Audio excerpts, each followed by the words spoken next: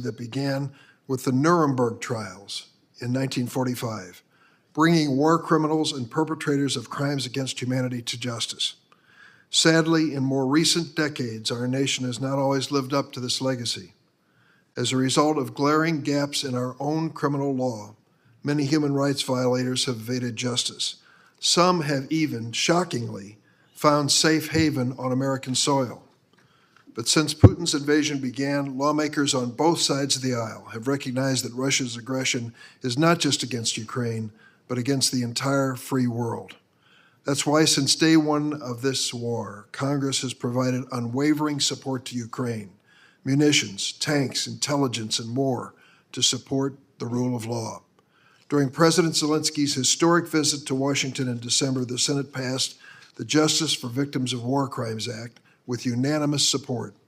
Thanks to this law, war criminals who come to our shores from Russia or from anywhere else will no longer find refuge in the United States. I want to thank Senators Grassley, Graham, Coons, and Tillis, and many others for joining me in introducing this measure.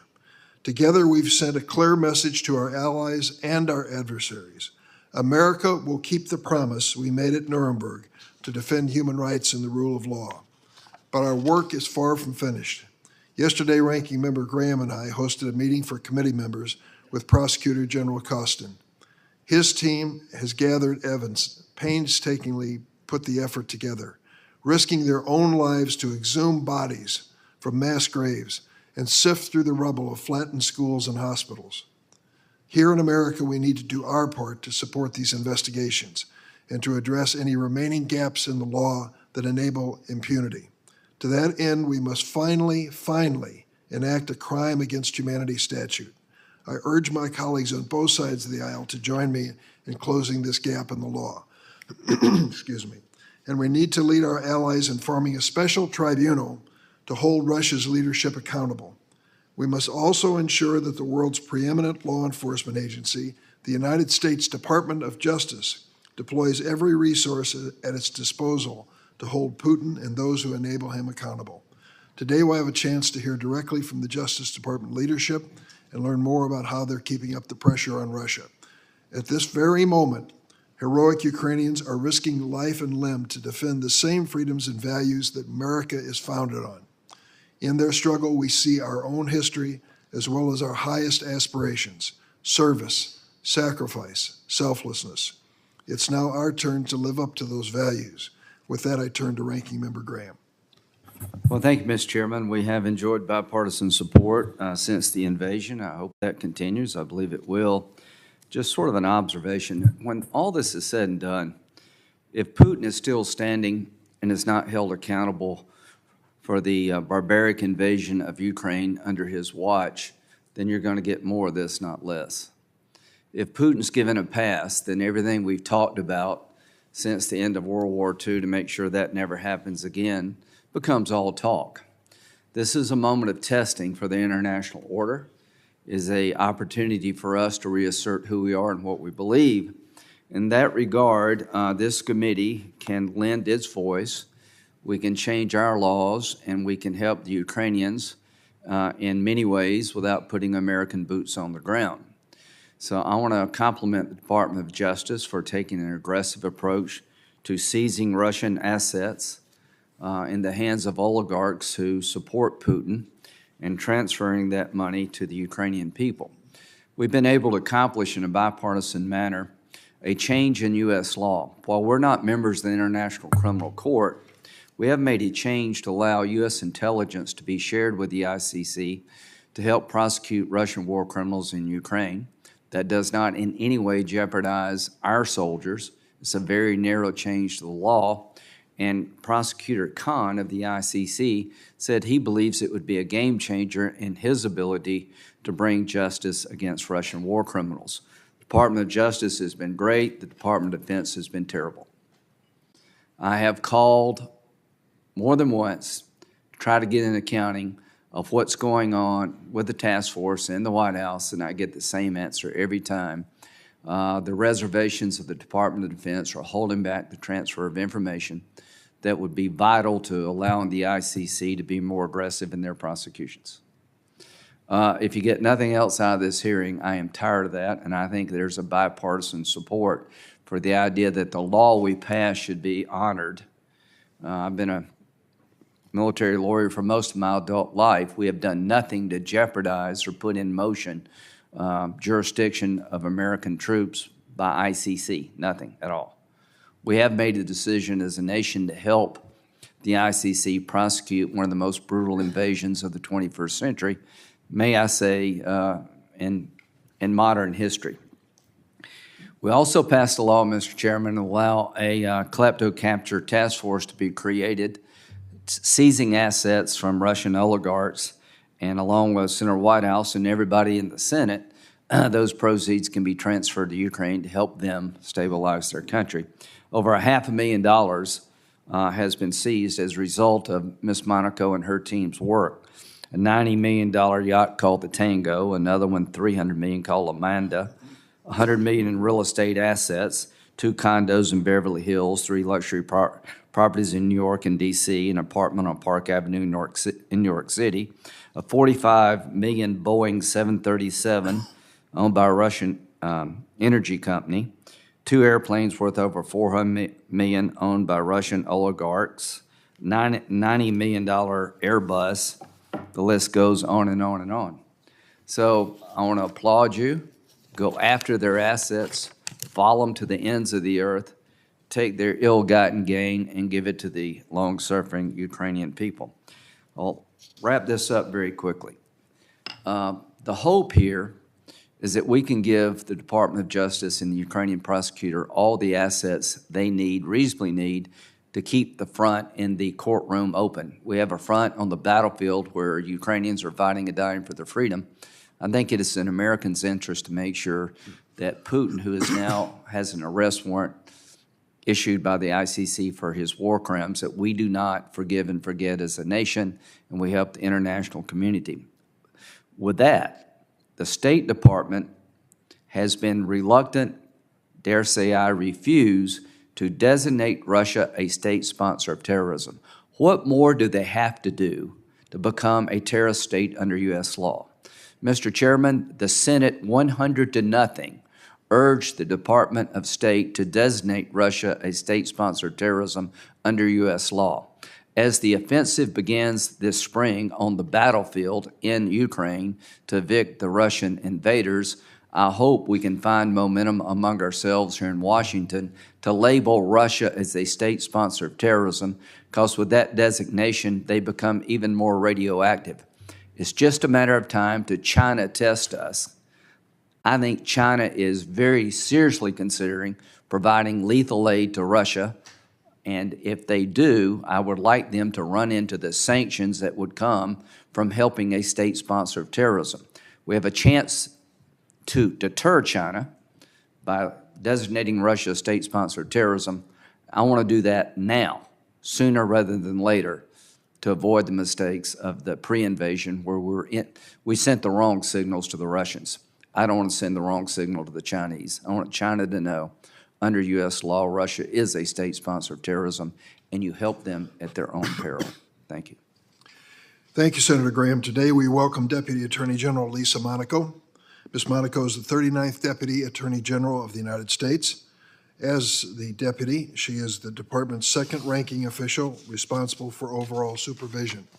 After we swear her in, she'll have 5 minutes to provide an opening statement. Then each senator will have 5 minutes each to ask questions. And I urge my colleagues on both sides to focus their questions on the topic of our hearing. Could the witness please stand to be sworn?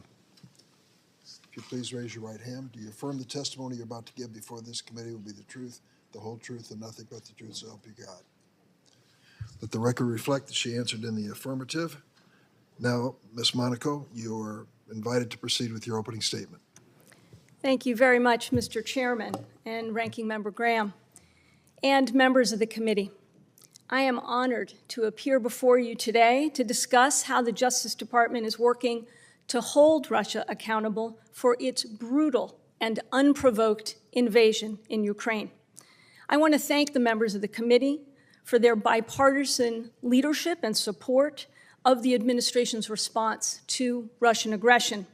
the Department of Justice welcomes the opportunity to work with the committee on additional authorities, including conferring federal criminal jurisdiction over certain crimes against humanity, increasing the range of assets that we can seize and transfer for the rebuilding of Ukraine, and expanding the department's authority to prosecute acts of torture committed against U.S. nationals abroad. These additional tools will strengthen our response. Before I begin, Mr. Chairman, I want to recognize that today marks the 28 years since the Oklahoma City bombing, 35 years since the deadly siege at Waco, and just earlier this week, we recognized the 10th anniversary of the Boston Marathon bombing. We remember and honor the innocent lives lost, and we also are reminded when we think about these tragic events of why each of us swore an oath to protect this country and the freedoms for which it stands. I'm mindful of that oath when I appear before this committee 2 years ago as a nominee. I pledged to protect our national security and uphold the democratic and rule of law values that define us as Americans. Those values and the Justice Department's mission to uphold them are what bring me back before this committee today. For over a year now, Russia has deliberately and unilaterally inflicted horror upon Ukrainians. Its brutal, unprovoked, and unlawful invasion of Ukraine poses a serious threat to global peace and stability.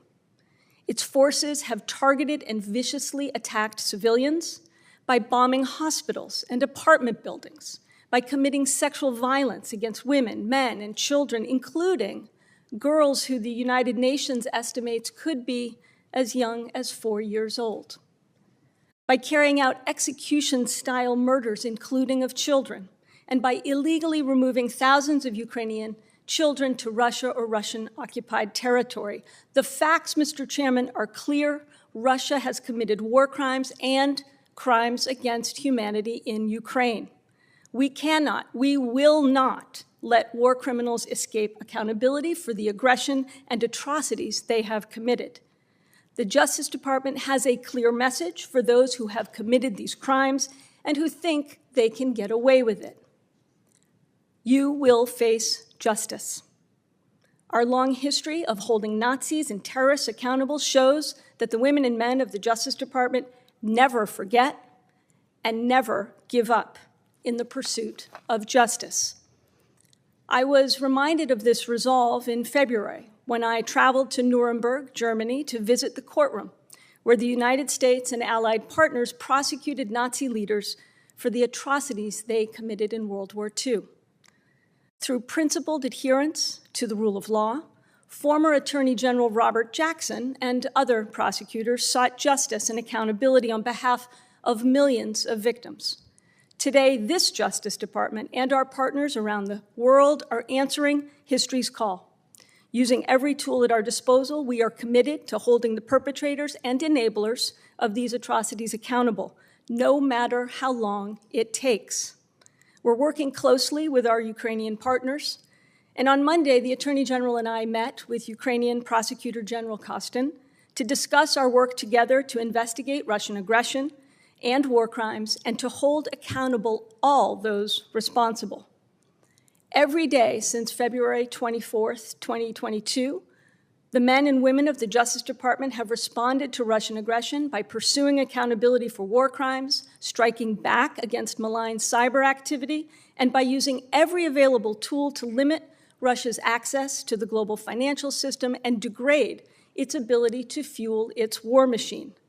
In that time, we have restrained over $500 million, that's $500 million, in assets of Russian oligarchs and others who unlawfully support the Russian regime and evade U.S. economic countermeasures. We've indicted over 30 individuals accused of sanctions evasion, export control violations, money laundering, and other crimes. And we've arrested defendants in over half a dozen countries around the globe. We are grateful for the tools that Congress, and this committee in particular, has provided to the department to hold Russia accountable. and we look forward to working together to expand those tools, to close loopholes, and to stay one step ahead of those who would try to escape justice. Thank you, and I look forward to the committee's questions. Thank you very much. In addition to the critical investigations and prosecutions that are ongoing in domestic courts, the International Criminal Court has a key role to play in ensuring accountability. The ICC has already issued an arrest warrant for Vladimir Putin for the war crime of forcibly transferring Ukrainian children into Russia. The court continues to investigate other war crimes and crimes against humanity in Ukraine. Senior administration officials, yourself and the Attorney General, have repeatedly expressed support for the ICC's Ukraine investigation. Congress has made its support clear as well by passing provisions last Congress that Senator Graham alluded to on a bipartisan basis that provide the executive branch with greater flexibility to provide evidence and other forms of support to the court in relation to Ukraine. Yet, I understand that the administration still has not provided this assistance because of objections by the Department of Defense. As I hear the reports of Russian soldiers beheading Ukrainian prisoners, raping 4-year-old girls, I am stunned to hear that this is still being debated in Washington. There is simply no debate about the right and moral course of action at this moment. That is why Ranking Member Graham and I led a bipartisan letter to President Biden last month, urging him to be on the right side of history. I ask you this: is the Biden administration and all the departments of this government united in this effort? Senator, first of all, let me say we are absolutely united in ensuring there is accountability for the atrocities that you've laid out, that this video laid out, and I talked about in my opening statement. There must be accountability for all of those responsible, and we are grateful for the work that this Congress did in passing the law that Ranking Member Graham and you have referenced, that provides a narrow ability and a clear ability for the United States to provide assistance to the ICC for investigations of foreign nationals arising from the situation in Ukraine. The discussions about how to use that authority are, as you noted, ongoing, but there is absolute unanimity in ensuring accountability across this government and using all of the tools that we can bring to bear to bring about accountability. You know that the debate on the United States and its relationship with the International Court has been longstanding and heated and sometimes emotional. That's why we've tried to take steps to say that we can cooperate by providing evidence and support with the ICC without compromising our position as to membership. Do you have any doubt in your mind that we have sufficient legal protection to proceed with cooperating at this level? I don't, Senator, and this is why we're very grateful for the work we were able to do with you and your staffs in formulating the statute that you've referenced that the Congress passed late last year to provide this cabined, narrow ability for us as a government to provide assistance to the ICC in this limited circumstances where it's of investigations of foreign nationals arising from the situation in Ukraine. And we were grateful to be able to work with you to provide that narrow capability. So you have established in your answers to these two questions, first, that this administration is bounded and determined to help in any effort to prosecute war crimes against Vladimir Putin, and second, that doing so will not compromise our government or our military or any branch of our government, and can be done under existing law. Is that a fair conclusion? I think that's a fair conclusion, Senator. I know there's also some historical precedent for our being able to provide assistance to the ICC in very targeted ways with respect to prior proceedings. So again, I think the statute and the way the Congress approached this, and again, we were grateful to be able to work with the staff on having this ability be cabined in the way that I've described.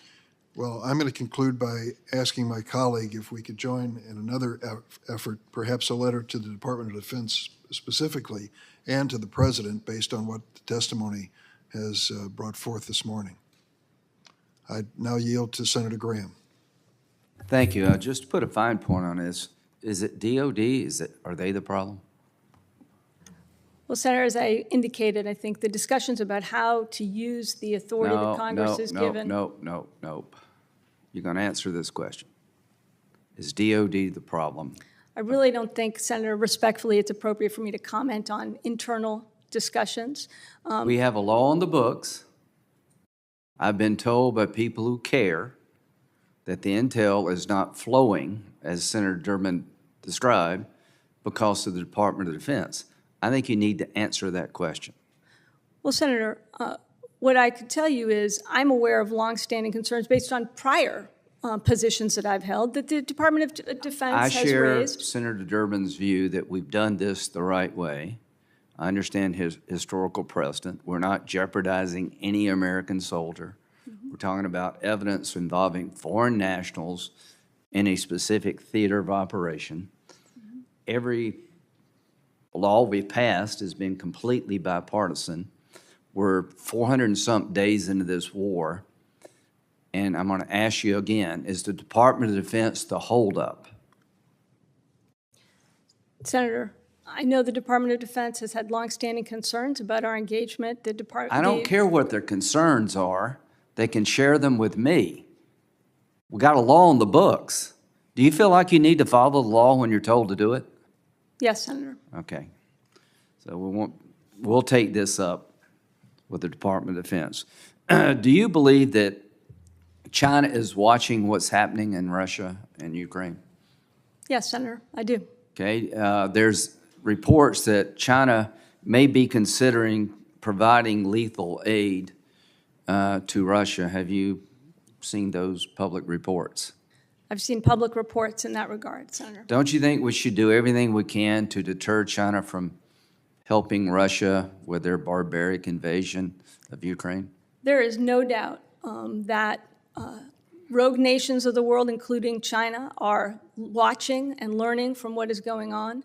And as I laid out in my opening comments, and as both the chairman and you, Mr. Ranking Member, have laid out, what Russia is doing in Ukraine poses a threat to global peace, global stability, precisely because if it goes unchecked, if there is not accountability, there is no deterrent. There will be license for that type of unlawful aggression. Well, and we have to make sure that that price is quite steep. To those of us on this side who object to defunding the police, I think you're right to do so. When you give the streets to the crooks, you're going to get more crime. So I would say that when you allow Putin to get away with rape and murder and pillage, you're going to get more of the same. This is not a territorial dispute between Russia and Ukraine, is it? I think this is Russia trying to project its power in a brutal way. Are you aware that Putin has said he would like to reconstruct the former Russian Empire, Soviet Union? Absolutely, and we Are know. you aware of the fact that the Ukrainians in the mid-90s gave up 1,700 nuclear weapons as part of an agreement with Russia, the United States, and Great Britain that their sovereignty would be honored if they gave the nukes back to Russia? Yes, Senator. Is it fair to say that Putin has torn that agreement up by his actions? Putin is acting in a lawless way, in violation of anything. Is it fair to say that if you want people to have less nuclear weapons, you need to honor agreements when they give up the nuclear weapons they possess? Absolutely. It's what our international order You is agree based with me on. if Ukraine could go back in time, they would keep the nukes? Can't speculate on that, Yeah, Senator. I think they would. So to those who think the border is broken, I want to fix it. To those who think what happens in Russia doesn't matter, regarding China, you've missed all of World War II. To those who believe that if Putin gets away with this, it won't matter, you're going to get more of it from other people. The ICC has issued an arrest warrant for the president of Russia. Are you aware of that? Yes, I am. If Interpol would issue a red notice for the arrest of Putin, would we honor it? Well, Senator, I think that presumes, which I think is a vanishingly slim possibility, that No, I got it, Putin but the would come point here. is, would we consider him a criminal and honor the red notice if issued? Well, we certainly consider him a criminal, consider him a war criminal. As you know, Senator, that the arrest warrant. You know what a red notice is? Absolutely. Okay. Absolutely. Do you think it would be justified for Interpol to issue a red notice against Putin? I think it's certainly justified. I think what it would do is have to go through the process. The ICC, I think, as a practical matter, could ask for Interpol to issue that red notice. Would you support them asking for it? I think they're a party to Interpol, and they can use they've got an agreement to use those mechanisms. And thank you. The Kleptocrats task force has done an amazing job. Well done. Thank you very much, Senator. They've been working very, very hard.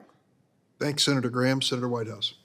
Thank you, Chairman. Let me pick up where Senator Graham left off. I wholeheartedly endorse his pressure on you to try to sort out within the administration whatever is blocking cooperation with the International Criminal Court needs to be corrected so that the administration is in compliance with the law that Congress passed. To me, it's as simple as that, and the sooner we can get that sorted out, I think the better.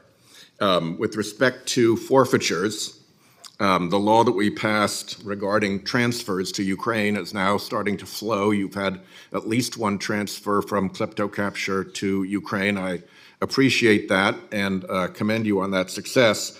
If there is more support that Kleptocrats, and particularly the Marshal Service that has to deal with these oligarch assets needs, will you be sure to let us know, particularly the really big shots right here who are appropriators as well?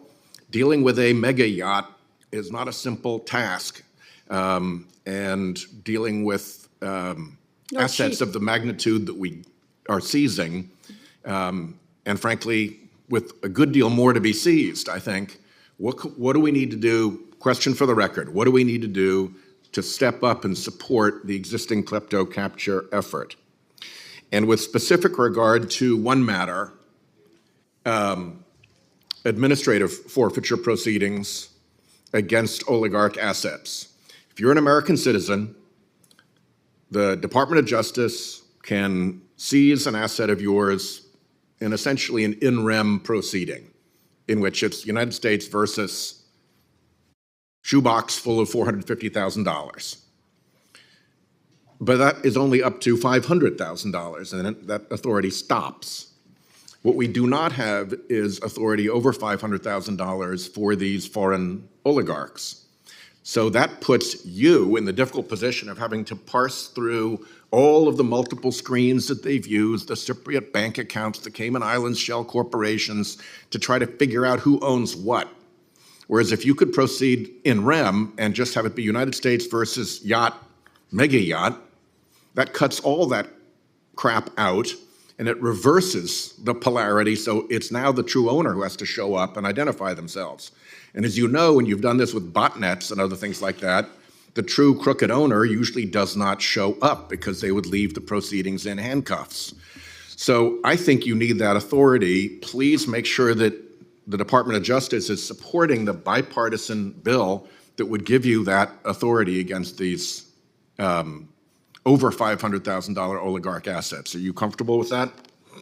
Well, first, Senator, let me thank you for your incredible leadership on this issue and making sure we got the transfer authority that we have now to use to transfer to Ukraine. We absolutely want to work with you on this in rem idea. I think it could help us streamline matters as you suggest. Well, it's not just an idea. It's how you actually operate right now with respect to American citizens for property under $500,000 in value, correct? That's exactly right. But one thing I want to make clear, given the oligarchs that we are going after, given the Byzantine financial structures they are able to create, and the shell companies and the holding companies, and the, it becomes all the more important, I think, to have this capability. It does. However, I would say these are folks who are litigating through any means possible. So I think we will see litigation in these types of cases no matter what. I get it. And so we need to make sure we are producing a good factual record so we prevail in those proceedings. I've got all the faith in the world in our prosecutors, so we could use more of those resources. Yeah. So that's a plug right there. A tip, say, from the captain of the boat could give you plenty of predication to proceed. So, well, my time is running out, so let me ask a couple more questions. Sure. Again, given the little time, these will be questions for the record. You are providing existing support to Prosecutor Costin. Is there more that we should be doing to support his criminal prosecution efforts? Yes, in fact, we just met earlier this week, as I mentioned. We are adding more resources to our work with Prosecutor General Costin. We're adding more FBI resources. We've just added a pledge. Just keeping track of evidence is a pretty substantial proposition. Absolutely, and helping prioritize which are going to be the most likely cases to move the most quickly. So here's the last one I'll ask you. Again, question for the record. Two questions for the record. One, what is the department's position on what an international aggression tribunal should look like? What are you arguing for and why? And second, the Prosecutor General is going to have to deal with massive Ukrainian civil relief. And to accomplish that, I think he believes that he's going to have to set up a 9/11 type fund, that litigating one by one is just impossible. So you have to set up a fund and let people apply to it. The obvious place to fund that fund is with Russia's sovereign funds that we have now frozen. I think it's important for the department to let us on this committee know what you think the avenues are to deploy those sovereign funds to Ukrainian relief, under what terms or through what devices or with what caveats. And if we don't do that, how else does the relief fund for the Ukrainians who've lost their homes, lost their loved ones, for the civil damages that they're entitled to, how else does that get funded? And I've gone over, and I apologize to the chairman, but I appreciate your work and your answer to those questions. Thank you, Senator. Those are questions for the record. Yes, sir. Thank you, Senator. Senator Grassley? Thank you. Thank you for being here. We learn a lot when we follow the money, and we're talking about money today. And I want to start with this fact that Garcia Luna was convicted January the 17th. You know, he worked with the drug cartels in Mexico. And I'm trying to get some information. I'm worried that U.S. funds being misused to enable human rights violations. On February the 22nd, I sent a letter to DEA and FBI requesting documents about their relationships and knowledge of this corrupt Mexican official. When can I expect the documents that I requested from the Justice Department? I did get a letter from Justice confirming receipt of my letter, but we want those discovery files, and we don't have any problems with the defense counsel for Garcia Luna letting us have them. So when may I receive those discovery files? Senator, I'm not certain about when you'll be able to get those files, but I'm happy to go back and understand what we're doing to respond to that. Well, you understand it's pretty darn important for us to understand what's going on between the United States and all this money that we gave to the married initiative that we had there. Several $1 million went into it, and obviously he was connected with that $3 3/10 million. But I'll take your good faith effort to get us an answer when we'll get those discovery files. And it doesn't seem to me we should have any problems when we have the defense lawyer saying we can have them. On another matter, the Justice Department can give Ukraine disgorged assets from the Russian criminal files under the December 22 omnibus appropriation bill. In the past, the United States gave funds to foreign partners who supported major criminal cartels. What is the Justice Department doing to ensure that these disgorged funds don't end up in the hands of bad actors like we had with the experience in Mexico under that initiative I just mentioned? Well, first, we are using, as the chairman said, the authority that the Congress has provided us when we are able to seize and forfeit the assets we get from these oligarchs to transfer them to the benefit of Ukraine. We frankly would like to be able to expand that authority, Senator. Right now, we're leaving a lot of money on the table for the benefit of Ukraine because we only have a limited ability to transfer assets that are attributable to sanctions evasion for a particular executive order. So, for instance, the millions we're seizing and forfeiting because of export control violations, we can't transfer those proceeds to Ukraine. And we would, of course, have, and there's measures for accountability to make sure that those assets that get transferred, and this is a State Department role, to make sure that they are going to the appropriate places in Ukraine that can be used for the benefit of Ukrainians. Okay, well, what's the process then for providing that information to the State Department? And I assume you'd be willing to provide it to the Congress of the United States. What is that process? I'm sorry, Senator, the process for ensuring controls on the money that goes to the benefit of Ukraine? Or if you find that bad actors are receiving the funds? Well, certainly there's inspectors general who would review that, and also ultimately our own. We have a long history in the Justice Department for investigating and prosecute fraud in government programs and fraud for contractors abroad and the like. So our prosecutors would be looking at that. But I'm happy also to work with colleagues at State Department to get you a more precise answer. For my last question, and let me go to this. We have a lot of bad actors other than just Russia and Ukraine and the Mexican cartel. So I want to go to another bad actor, Venezuela. In 2009, then Vice President Biden told Russia it's time to press the reset button. Given that we're having our second hearing on Russian war crimes in Ukraine, I think we can all agree that that was a big mistake. Like Russia, the United Nations has accused the acting Venezuela government of crimes against humanity. President Biden has again, quote, unquote, pressed the reset button and unfrozen $3 billion to Venezuelan assets and allowed Chevron to drill there. Does the Justice Department still consider Nicolas Maduro a fugitive of U.S. justice? And if so, does the Justice Department still committing to pursuing his arrest? Well, Senator, we're absolutely committed to pursuing justice in cases that we have indicted and brought. The Venezuela example is a very good example for why we need a crimes against humanity statute.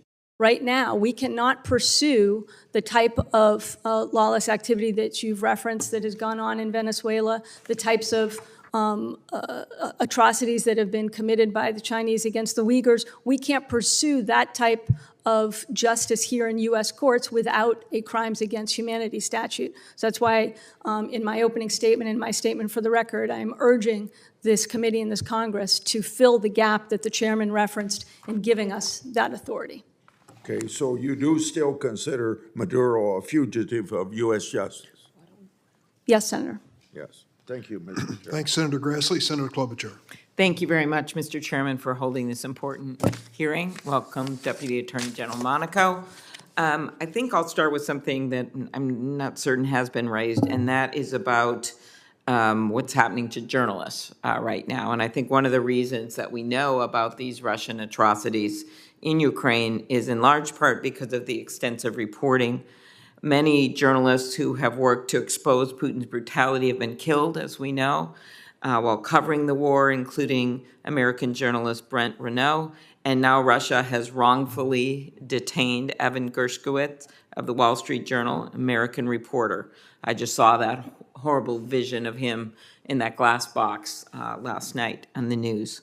Without getting into any specific case, can you speak to the department's efforts to investigate the killing and wrongful detention of journalists by the Russian Federation?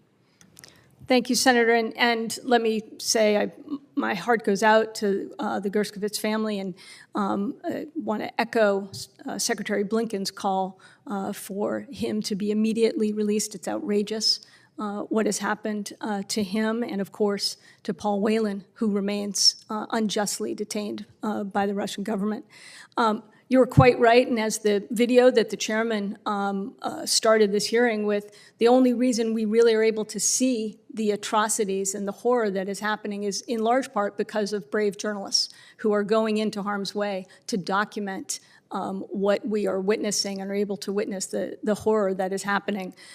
And that's why we are so grateful for our ability to deploy what we have called the War Crimes Accountability Team. This is a group of prosecutors that Attorney General Garland designated last year, led by a seasoned prosecutor and who was built our capability to go after and hunt Nazi war criminals. We're using all of that expertise now to investigate and prosecute the war crimes that are being documented by brave journalists.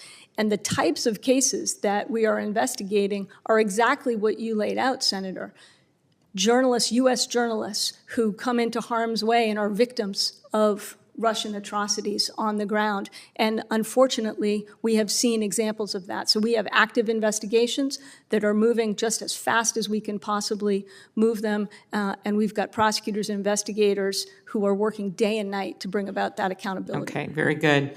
Along those same lines, like many of my colleagues, I visited Ukraine right before the war started, and then with Senator Portman last August. And I talked to President Zelensky directly about this. We went to the grave with Senator Portman and I did in Bucha. And I rang true to me when President Zelensky spoke about the importance of holding Russia accountable for its crimes and said, revenge cannot do what justice can do. And to me, that's no more apparent than the detention and forced re-education of Ukrainian kids. Thousands of them have been separated from their families, held in camps where they are vulnerable to abuse and exploitation. Senator Graham and I just introduced a resolution condemning Russia's kidnapping of Ukrainian children. Could you talk about what the Justice Department is doing to ensure that those responsible for the kidnapping and forced re-education, I don't even like to use the word, of Ukrainian children are held accountable for their actions? I've seen that resolution, Senator, and I commend you for putting it forward. What we are seeing is nothing less than Ukrainian children being disappeared by Russian actors and by the atrocities that Russia is perpetrating.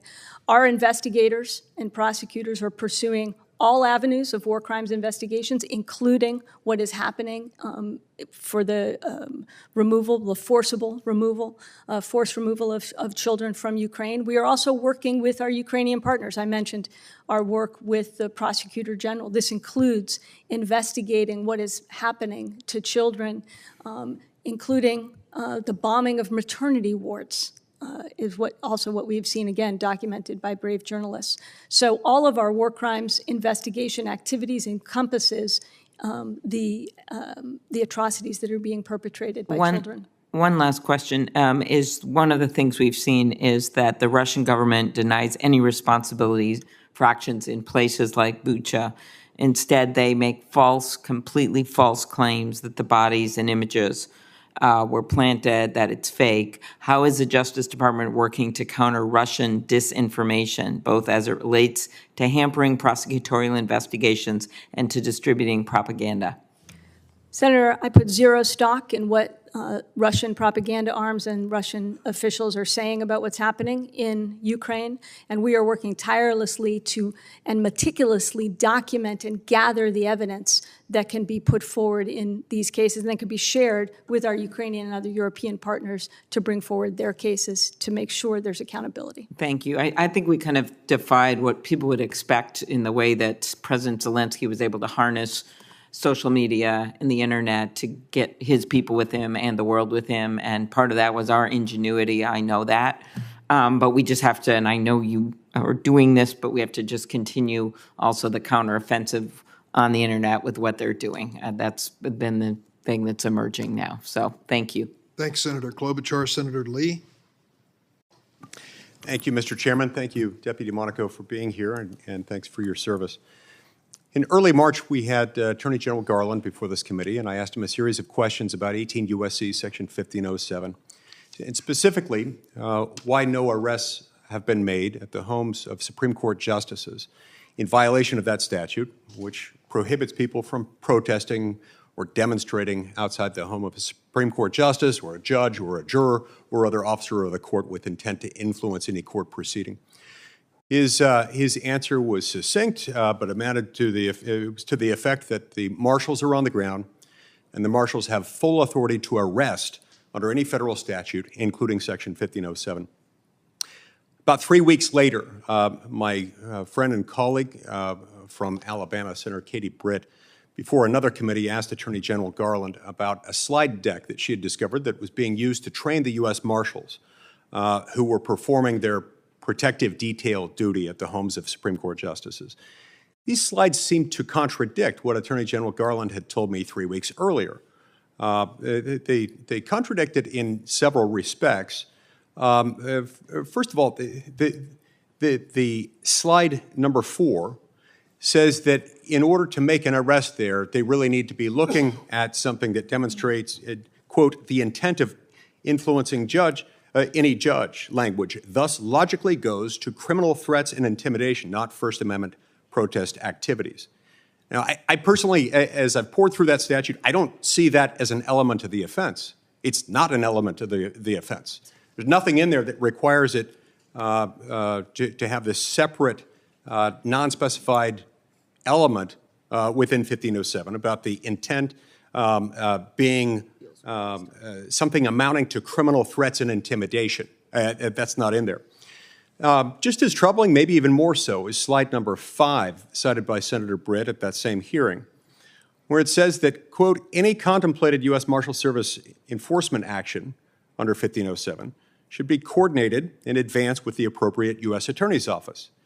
And as if that were not enough to discourage the marshals from making arrests under Section 1507 in this circumstance, it goes on to say that it is counterproductive to make probable cause arrests on cases that the U.S. Attorney's Office will not charge and prosecute.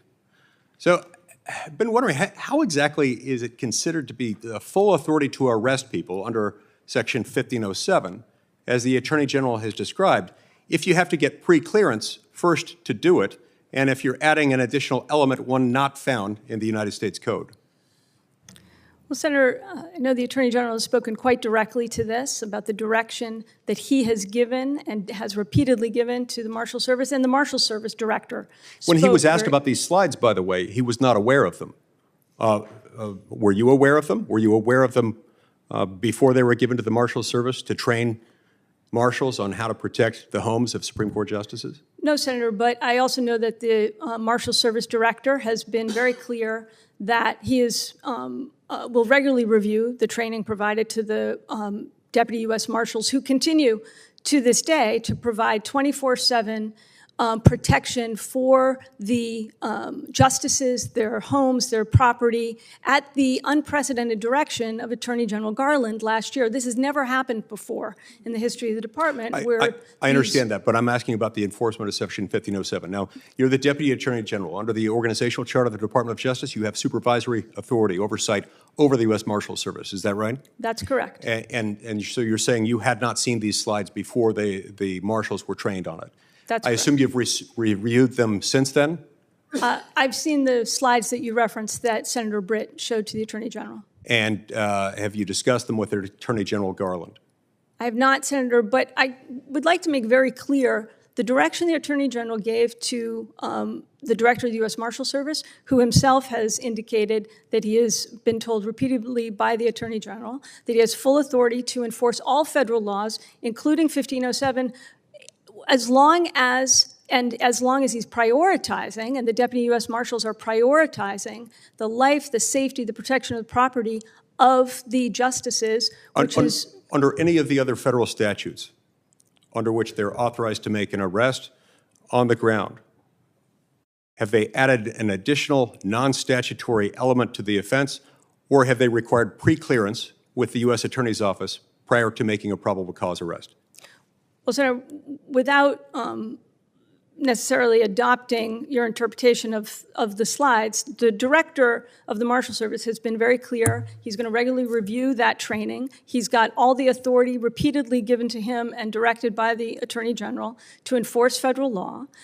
His priority, however, and that of the Deputy U.S. Marshals who are providing that security and that protection, is for the property, the life, the safety of the justices and their families. And yet, since this slide was revealed to the public, he hasn't either corrected his statement or gone back to the Marshal's Service and asked that the additional non-statutory element be removed, or asked that the pre-clearance from the U.S. Attorney's Office be approved prior to the making of a probable cause arrest under Section 1507. The statement by the Attorney General was very clear and not in need of correction. He was very clear about the direction that he is given to the Marshal Service. He had no idea what direction had been given to the Marshal Service. No idea whatsoever. So we can say a lot of things about it. It was not clear, and he hasn't cleared it up, and it's rather inconsistent with what he told us in front of this committee. Respectfully, Senator, the Attorney General was clear. His direction to the Marshal Service, to the Marshal Service Director, was to prioritize the life, safety, and protection of the property of the justices, to have the full authority to enforce any federal law. With pre-clearance and with additional elements not found in the statute. Respectfully, Senator, that was not the Attorney General's testimony. That was not his statement, his direction to the director. Well, he wasn't aware of it. It couldn't be in his statement. He didn't know about it. Not when he talked to me, not when he talked to my colleague, Katie Britt. I see my time's expired. Thank you, Mr. Chairman. Thank you, Senator Lee. Senator Blumenthal. Thanks, Mr. Chairman. Thank you very much for being here, Deputy Attorney General Monaco. And thank you for the work of the Kleptocrats Task Force and for Attorney General Garland's very clear, unequivocal commitment, as he expressed after signing a memorandum of understanding with Prosecutor General Costin the other day. He was certainly very forceful in his commitment. The Kleptocrats Task Force is pursuant to sanctions that have been imposed according to law. I want to join my colleagues in saying that in a very bipartisan way, we want an all-of-government commitment, including the Department of Defense, whatever obstacles there may be to its participating. I would like you to provide some briefing to us in another setting, if necessary. I understand your reluctance to do it here. Let me ask you, is there any legal obstacle, in your view, to declaring Russia a state sponsor of terrorism? This body, after the initiative that Senator Graham and I did, voted unanimously in favor of the United States declaring Russia a state sponsor of terrorism. I know the State Department has raised reservations. I don't believe they're legal in nature. Are there any legal obstacles? Well, Senator, I'm not aware of legal obstacles. I do know, though, the first kind of analysis that would be done in that regard would be by the State Department. But I also know that the President has indicated that he would disfavor such a move. But there are no legal obstacles. I haven't personally done the analysis, but I'm not aware of them. Let me ask you, we're all focused on kleptocapture. The real money is in the sovereign funds that have been frozen. But as to those funds, as well as the yachts and other assets that you have seized, do you need more authority to transfer the proceeds to the Ukrainian government so that it can use those monies to rebuild the country?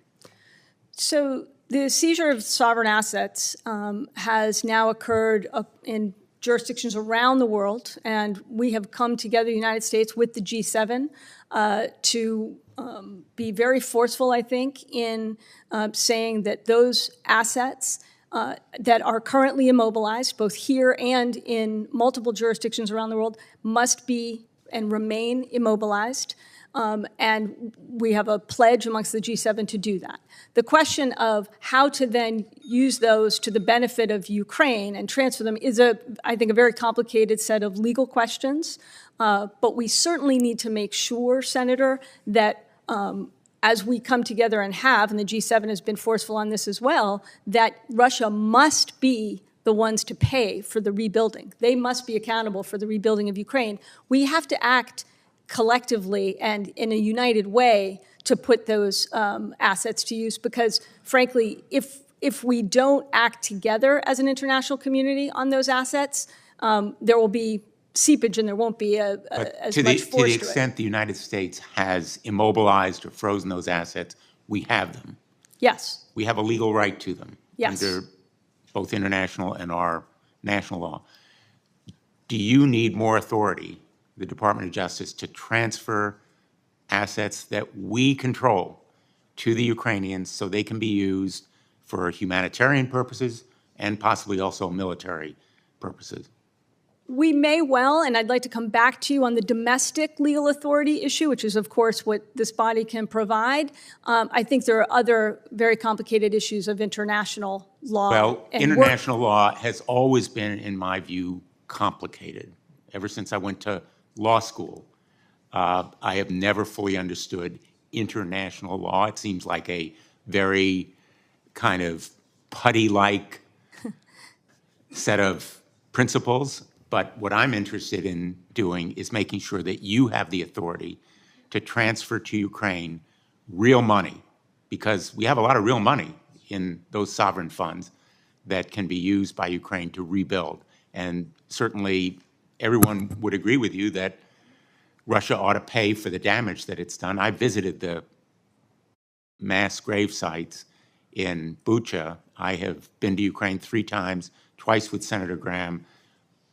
The video that was played at the beginning of this session was graphic, but failed to do justice to the incredibly horrific crimes against humanity that have been committed. And I think we're all agreed that in principle those assets should be going to Ukraine to rebuild.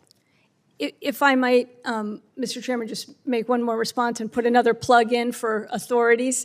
I understand your point about our domestic law with respect to the sovereign assets.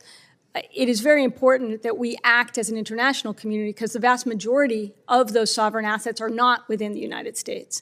And so I think we want to proceed in a way that makes sure that we bring everyone together if we really want to have the impact, and I share your concern about having the impact that we want to have with those sovereign assets. Secondly, with respect to the klepto capture efforts, again, let me stress, we are leaving money on the table if we don't expand our ability to use the forfeited assets that we gain from enforcement of our export control violations and expanding the sanctions regimes that transfer authority is applicable to. So I urge the Congress to give us that additional authority so we can make the oligarchs pay for rebuilding Ukraine as well. Thank you. Thanks, Mr. Chairman.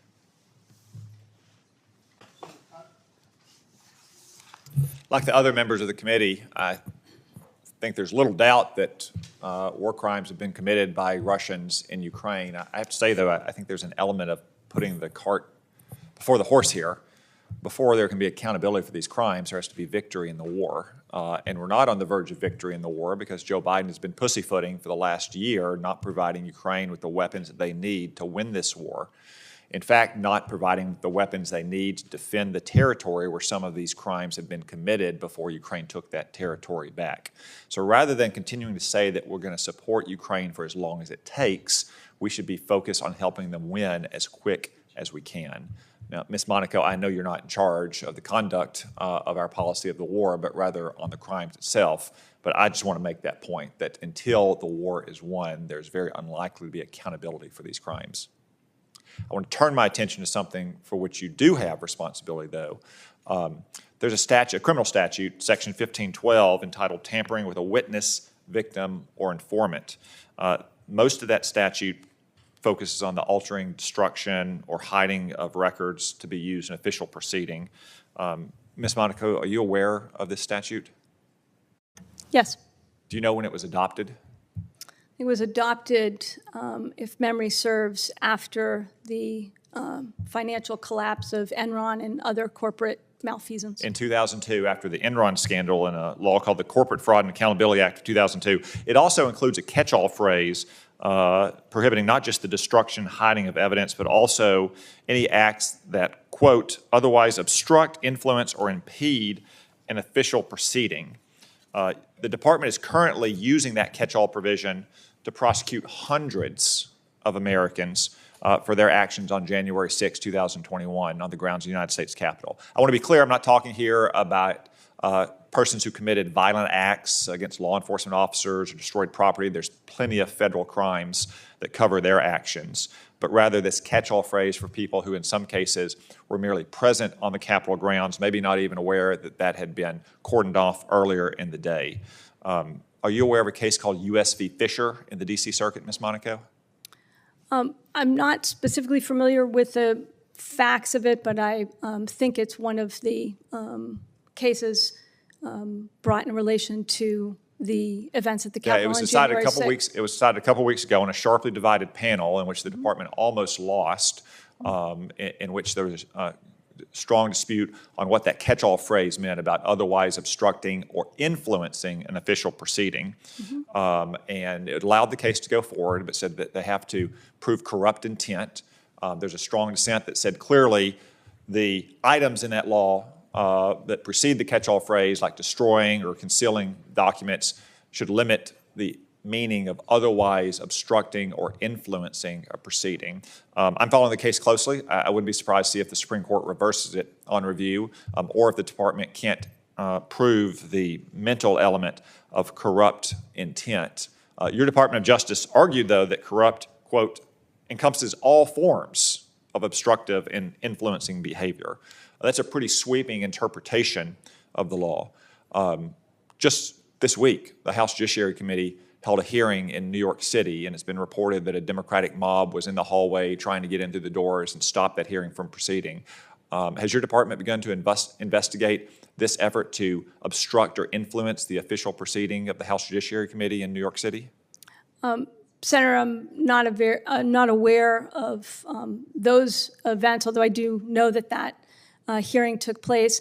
I'm not going to comment on, as you rightly pointed out, that statute and those cases, and indeed the Fisher case is one that is moving through the courts. I'm not going to comment on the application of it to those particular facts or more broadly, precisely because those are cases that are moving through the courts and are important cases. Well, there's no case in New York moving through it. I'm simply asking if the Southern District of New York has stood up a task force to investigate all these people who corruptly influenced and obstructed proceeding of the House Judiciary Committee. The men and women of the Justice Department that have been pursuing and bringing the cases of the events that occurred in the Capitol have been doing incredible work. This is the most far-reaching, I didn't ask about that wide-ranging. task. I asked about a task force in New York. Let me ask you about another one. What about in Tennessee? A Democratic mob obstructed the Tennessee legislature recently to such a severe extent that the legislature expelled 2 of its members. Is the Department of Justice investigating all those protesters who disrupted the official proceeding of the Tennessee legislature? I'm not aware of any such investigation, but I also wouldn't be able to comment on it if there was one. You see where I'm Senator, going with this? Like I Senator do, Lee, Senator. like Senator Lee said, there also your department directed marshals not to arrest Democratic mobs outside the homes of conservative Supreme Court justices, specifically directed them not to conduct any arrests, even though they were clearly violating the black letter of the law. There's no dispute that they were clearly violating the black letter of the law. In case after case after case, the department enforces the law against its political opponents and does not enforce the law against favored political interest groups. Respectfully, Senator, the Attorney General is very clear. He directed the Marshal The Service. Attorney General very clearly lied in that committee, as Senator Britt demonstrated later by the slides that she produced. Respectfully, Senator, the marshals Attorney were General directed not to arrest protesters outside of the homes. These were not criminal masterminds. They broadcast on social media when they were going to be violating the law, and there's not a single arrest, much less a prosecution. Meanwhile, you've stretched the meaning of a corporate document retention law to prosecute hundreds of people who were merely present on Capitol grounds on January 6, 2021. Senator, would you like to respond? I would like to respond, Mr. Chairman. Thank you. The Attorney General was forthright, was clear about the direction he gave to the U.S. Marshal Service. The Marshal Service Director was also clear that he has received that direction repeatedly. So I wanted to put that on the record. I also would like to point out that the men and women of the Justice Department who are investigating acts of violence, especially that occurred at the Capitol, are doing so sometimes at great personal sacrifice and peril to themselves, and I'm proud to serve with them. Senator Hirono? Thank you, Mr. Chairman. Because there are some concerns raised about the authority of the U.S. Marshal to do his job, I'd like to read into the record a statement from U.S. Marshals Director Ron Davis regarding what he was told by Attorney General. Quote, he, the Attorney General, has also from the beginning made clear that we, the U.S. Marshals, have the full authority to enforce any federal statute, including 1507. I'm quoting the Director of the U.S. Marshal's Office. Thank you very much for coming to testify, Deputy Attorney General Monaco. My colleagues, human trafficking is an issue that should be of concern to all of us, and I'd like to ask you about it in the context of Russia's invasion of Ukraine. Since the invasion last year, over 8 million refugees have fled Ukraine. The vast majority of these refugees are women and children.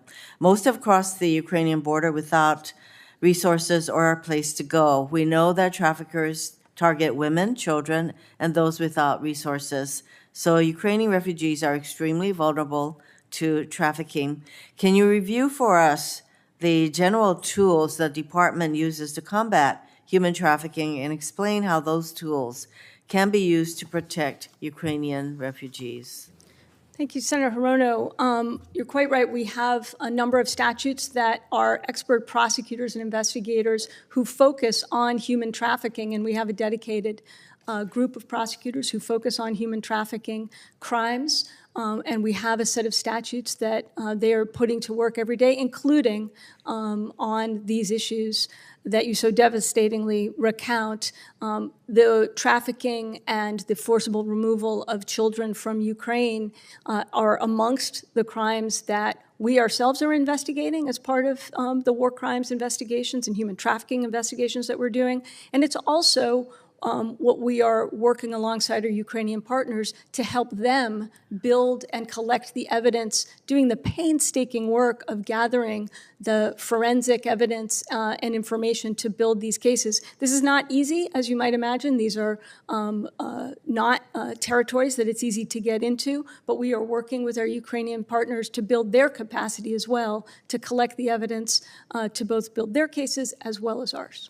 Do you have enough legal tools to pursue these prosecutions and investigations? Well, particularly with respect to something like human trafficking or forced labor when it comes to children, this here again is an area that a crimes against humanity statute would be especially important to have. We cannot get at, as I mentioned before, the types of crimes, widespread, systematic crimes like forced labor of children, human trafficking and kidnapping of children in areas that aren't gripped by a wartime conflict, but are nonetheless visiting horrors upon children and vulnerable populations. We need a crimes against humanity statute to be able to prosecute those crimes. Thank you. Russia has reportedly become the second largest miner of cryptocurrency in the world. We know that through techniques like chain hopping and tumbling, I know you know what those words mean, bad actors can launder cryptocurrency potentially to evade sanctions or move assets. Indeed, when the department announced the Kleptocrats task force last year, its mission included, quote, targeting efforts to use cryptocurrency to evade U.S. sanctions, launder proceeds of foreign corruption, or evade U.S. responses to Russian military aggression, end quote. Can you give us an update on the efforts or the specifics, if the specifics would be too sensitive in this context? Can you give us an overview of the department's cryptocurrency successes and challenges generally? Thanks, Senator. We have stood up something we're calling the National Cryptocurrency Enforcement Team, precisely because we are seeing cryptocurrency being used in all manner of illicit ways, whether it's the facilitation of ransomware attacks and payments, whether it is the laundering of money when it comes to the oligarchs hiding their ill-gotten gains.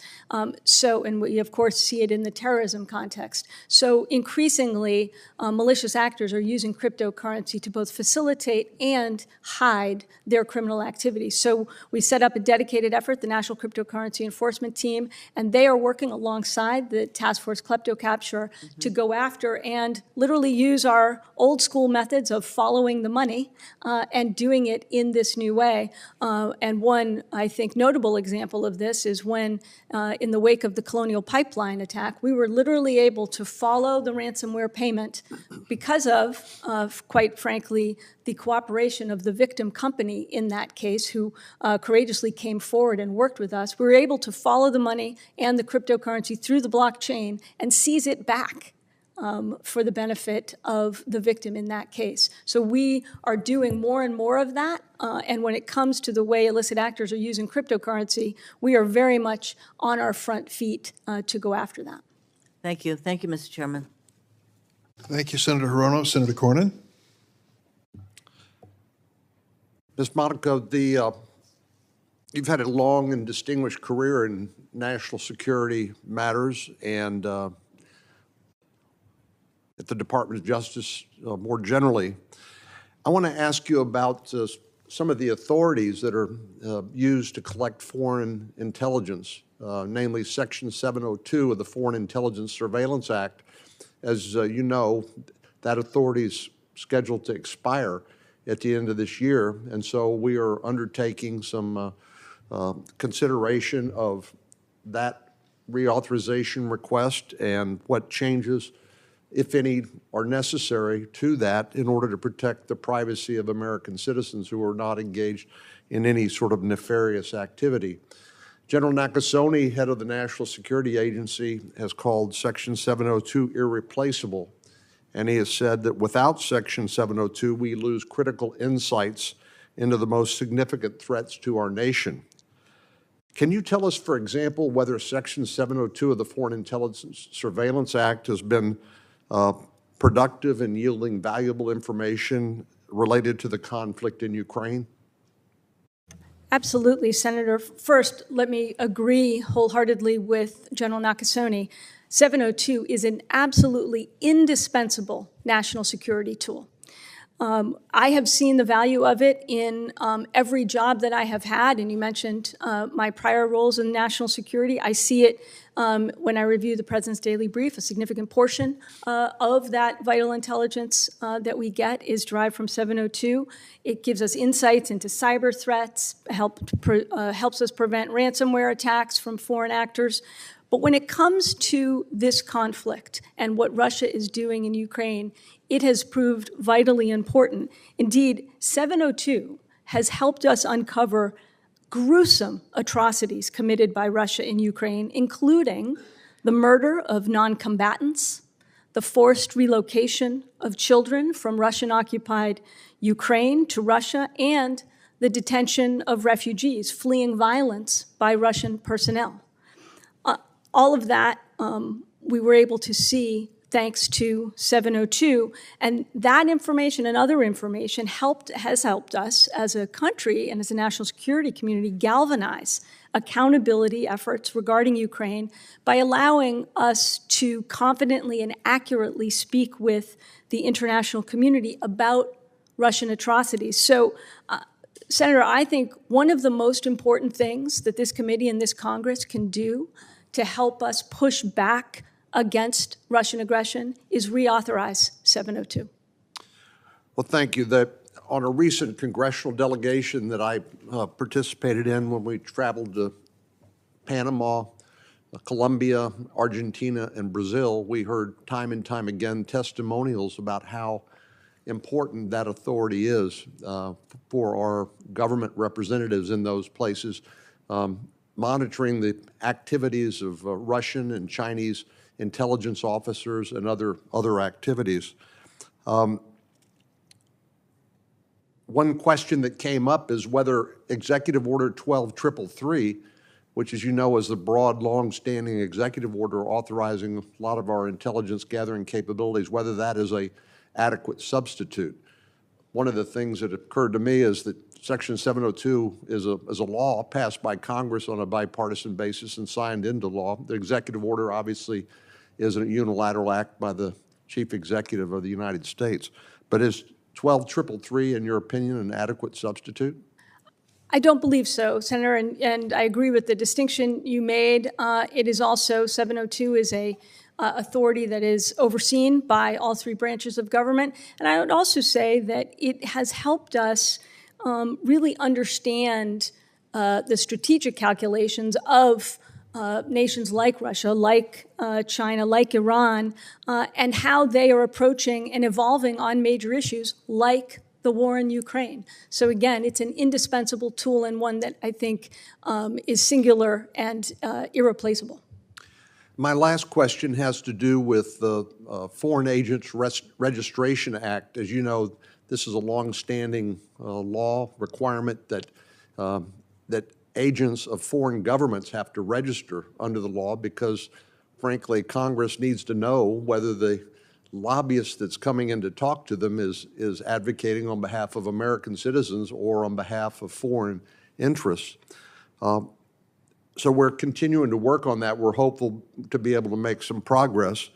But in the interim, you know, there's been a lot of discussion about TikTok, and one of the pieces of legislation that I've introduced called the Paid Off Act, which required TikTok to register as a foreign agent. As you know, Russia Today, RT, and Sputnik have both registered as foreign agents, and appropriately so, since they're the arm of the Russian Federation, the Russian Communist Party. Do you think it would be appropriate for Congress to pass a law requiring TikTok as a Chinese-owned company to register as a foreign agent, particularly in light of the fact that this is a very convenient vehicle for the Chinese Communist Party to engage in disinformation campaigns in pursuit of their agenda?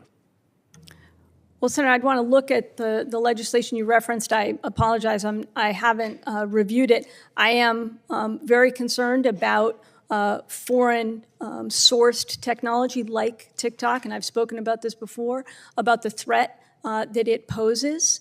And I will put in a plug here for other legislation that I have also become familiar with and that I have issued statements in support of, and that's the Restrict Act, which I think would give us a rules-based approach to address foreign-sourced technology like TikTok, like the next TikTok, like Huawei and the Kaspersky Labs, the increasing prevalence of foreign-sourced technology and the threats that they pose by doing business here and having millions and millions of users. We need the type of approach that is put forward in the Restrict Act to address those. Thank you very much. Thank you, Senator Cornyn. Senator Welch. Thank you, Mr. Chairman. Deputy Attorney General, I want to ask a couple of questions about war crimes in pursuing war criminals and the role that the United States can play in that. Savage crimes, obviously, in Ukraine at some point, hopefully soon, but no one's optimistic that war will end, but the prosecution of those criminals must be continued. We've played an active role, our country, in pursuing war crimes and the people who have perpetrated them, even decades after the violence has ended. Can you tell us how the DOJ has worked with the international partners in the past to pursue those who are responsible for crimes against humanity? Well, we have a long history, and unfortunately, history has required us, on some of the atrocities that have previously been committed, has required us to develop this expertise. And we have a group of prosecutors in the Justice Department, the Human Rights and Special Prosecution Section, who gained notoriety and expertise by literally hunting down Nazi war criminals for decades, dozens of them, for decades and decades. We have shown that our memory is very long, and we will go wherever it takes to amass the evidence and to find these perpetrators. Thankfully, because of the work this committee and this Congress did, we now have the ability to ensure, and the tools that we need to ensure that war criminals, including those from the current atrocities being perpetrated in Ukraine, will not find safe haven here in the United States. And you're talking now specifically as well about Russian nationals who are responsible for many of these war crimes. Absolutely. So thanks to the work of this committee and this Congress that gave us what's called present in jurisdiction, a war criminal, likely after the conflict, cannot find safe haven here in the United States. A Russian war criminal will not be able to burrow in and find refuge here in the United States like some Nazi war criminals were able to do. So thanks to that authority, we will be able to bring those prosecutions, and we've got dedicated investigators and prosecutors who are more than up to the task. Thank you. I want to ask you a little bit about sharing highly sensitive and classified information with allies. That was very, very helpful at the beginning of the Ukraine war, when in fact our intelligence showed that there was going to be an effort on the part of Russia to do false flag propaganda, and by sharing it, it really busted that open. I want to ask you just in general how you are working with the intelligence community in interagency partners to determine what information may be shared with coalition partners. Well, Senator, as you point out, we really did in the intelligence community and our national security community really kind of changed its orientation in the lead up to the Russian aggression, and continues to this day to be more transparent with our partners about what we're seeing. I mentioned to Senator Cornyn what we were able to glean from Section 702 collection about atrocities happening in Ukraine, and being able to then share that with our partners to galvanize them to come together with us. We have changed our orientation and being more transparent with our partners. The Justice Department, with the FBI being part of the intelligence community, are part of those discussions. So you've always got to make a trade-off. What's the gain, what's the loss when it comes to some of the sensitive intelligence that you have to decide share or not share? Can you just give us some indication of how you go through that calculation? Well, this is obviously not in my current hat. In my prior roles as the President's Homeland Security and Counterterrorism Advisor, I would be part of those discussions, and I think you want to weigh the ability to bring our partners along, share information with them so that they can take action, and also make sure that we are not jeopardizing sources and methods that could prove more helpful in the long run. Thank you very much. I'll yield back. Thank you, Mr. Chairman. Senator Blackburn. Thank you, Mr. Chairman. Thank you for being here with us today. I want to talk with you just a little bit, just looking at Vladimir Putin, Ukraine, what is going on there. I think we all know that he is a thug and a war criminal. And you look at the atrocities that have been committed in Ukraine, and we also know that you've got other bad actors, China, North Korea, Iran, that are watching very closely. And when you see this, when you see the genocide that China's carrying out against the Uyghurs, what they've done to the Hong Kong freedom fighters in brutalizing them, their history and continued brutalization of the Mongolians and the Tibetans, and now you look at the bullying they're doing to Taiwan and to the island nations and the Philippines, and then what I would like to know is what your coordination is, what you're doing in conjunction with other agencies that are focused on these human rights abuses. Well, Senator, I quite agree with you that China and Iran and other states, as I said to Senator Graham, I think are watching what Putin is doing in Ukraine, and that's why, of course, there must be accountability. When it comes to China and other states who are projecting power and perpetrating human rights abuses, as you laid out, we are using our authorities to hold them to account, whether it's malicious cyber actors, whether it's, and I would point to a case that we just announced earlier this week, where we've indicted dozens of Chinese nationals for brazenly perpetrating a campaign of intimidation by setting up police stations in downtown Manhattan. Yes, we've talked a lot about that lately. Are you focused on the Wagner Group? Yes, And Senator. what they're doing? Absolutely. Okay, because you continue to hear about, they're trying to branch out. And of course, the abuse they're carrying out there, I think we want to know about that. Do you feel that the Biden family engagement with China has compromised the position that this administration is able to take against China to really hold them to account?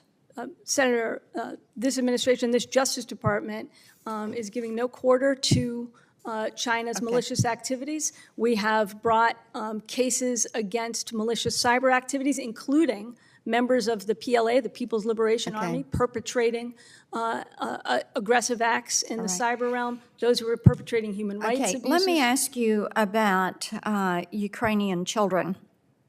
I'm from Tennessee, and we have several churches in the Nashville area, my church being one of them, that have ministries in Ukraine.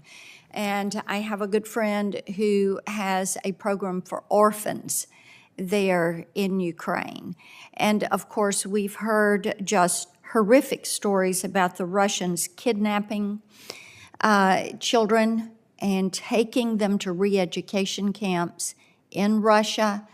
Senator Peters and I introduced a resolution, actually reintroduced it, condemning this action. And I know that others are looking at this.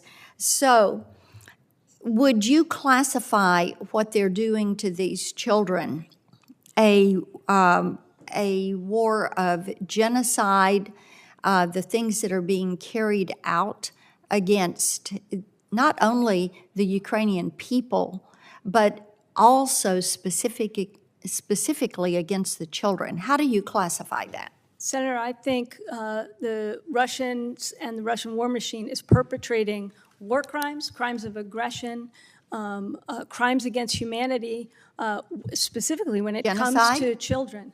Genocide, Senator, requires a specific intent. I'm going to be a little lawyerly with you, I'm sorry. But to I think show this that you're is a trying pretty to specific intent.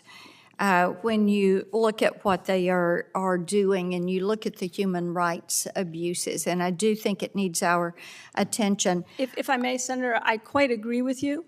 We should leave, and we will leave, nothing on the table. We've got a genocide statute. If we develop competent evidence to be able to pursue that, we certainly should do it. Are you putting the same attention to the kids that are being trafficked at the southern border? Senator, we are putting our resources also on human trafficking, as I talked with Senator Hirono about. Indeed, we established a task force specifically about the human trafficking and smuggling. Well, my time has expired, and I have to tell you, people are getting so tired. They're exhausted, and just their hearts break for what they see on news reports and footage, whether it is coming at the southern border, whether it's what is happening in Ukraine, whether it's the stories about these re-education camps and the way these children are being treated. And the fact that it is just something up for discussion is really disappointing. We need action. I agree, Senator. I hope you'll support our request for a Crimes Against Humanity statute, which would allow us to bring accountability for exactly the types of crimes you're talking about. Senator Tillis? I'm sorry, Senator Padilla's returned. Senator Padilla? I'm not sorry you returned. I'm happy you returned. You sure about that? Thank you, Mr. Chair. Deputy Attorney General Monaco, I want to join the chorus of my colleagues here thanking you for joining us today to discuss efforts to hold Russian war criminals and kleptocrats accountable during this unlawful invasion of Ukraine. I certainly appreciate your work and the work of the department and look forward to assisting in any way possible to ensure that Ukrainian victims of war receive the justice they deserve. Now, I understand the Klepto Capture Task Force was brought up earlier in the hearing. I understand that it's responsible for assisting the enforcement of sanctions export restrictions, and economic countermeasures that the U.S. imposed in response to Russia's invasion of Ukraine. In February, the task force unsealed 2 cases charging various crimes involving counterintelligence operations and violations of U.S. export laws. Can you describe how the creation of the task force has improved the administration's abilities to enforce sanctions against Russia and hold bad actors accountable? Well, the task force Kleptocrats, first of all, I appreciate the kind words for the leadership of the Justice Department, but it's the men and women who are doing the investigating and the prosecuting who really deserve the kudos. They have been working flat out since the brutal invasion over a year ago. In fact, within 9 days of that invasion, we stood up task force Kleptocrats, bringing together expertise from across the department and indeed across the federal government, including the intelligence community. And this is something I've seen that I think is really a game changer. Now I get in my morning intelligence briefing information from the intelligence community about where some of these Russian oligarch assets are. And that information is fed to the task force so they're able to go after it. So it has really changed our orientation and how we're doing this type of work. They have been unrelenting, but again, I will say we're leaving some money on the table. We want to expand our ability to go after and seize and forfeit specifically the proceeds from export control violations, for instance, that could go to the benefit of the Ukrainian people. Great. Now, in a hearing here last year, Director Adams spoke to the long-term goal of prosecuting those who provide aid to sanctioned entities like Russia seeking to evade accountability.